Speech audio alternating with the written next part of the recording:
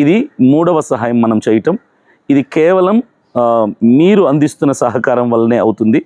ఇది నా సొంత డబ్బు మాత్రమే కాదు, కానీ నేను కొంచెం పెట్టుకుంటున్నాను. అలాగే మీరు అందిస్తున్న సహకారం బట్టి కూడా ఈ యొక్క కార్యక్రమం చేయటం జరుగుతుంది. ఇలాగే చాలామంది నిరుపేదరికంలో లేదంటే అనారోగ్య పరిస్థితుల్లో వికలాంగులు, విధవరాండ్లు, అవసరతల్లో ఉన్న చాలామంది ఉన్నారు, మనల్ని సంప్రదిస్తున్నారు. అందరికీ మనం సహాయం చేయలేము. ప్రతి నెల 5 మందికి మాత్రం మనం సహాయం చేస్తున్నాం. 5,000, 10,000, 15,000, 20,000 చొప్పున.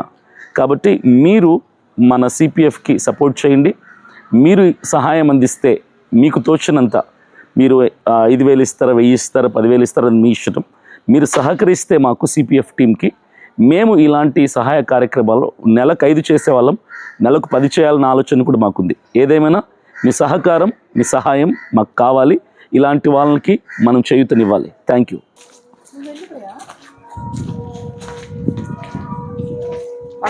నమస్తే చెప్పు అయ్యగారికి. నమస్తే అమ్మా. ఇక్కడే ఉంటావమ్మా? ఏం పేరమ్మా నీ పేరు? నూకమ్మనా? చాలా చిన్నది. ఎట్లుంటుందమ్మా ఇక్కడ?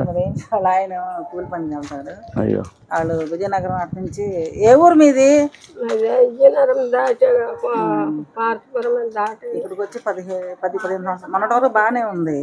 ఒక 6 నెలల నుంచి ఇళ్లలో పని కూడా వెళ్ళేది. అయితే టైఫాయిడ్ను ఇది కామెర్లు ముదిరిపోయినాయి. గవర్నమెంట్ హాస్పిటల్లో 2 నెలలు ఉండి వచ్చింది. మళ్ళీ ఇప్పుడేం గుండె బరువు అని అన్నం తింటలా.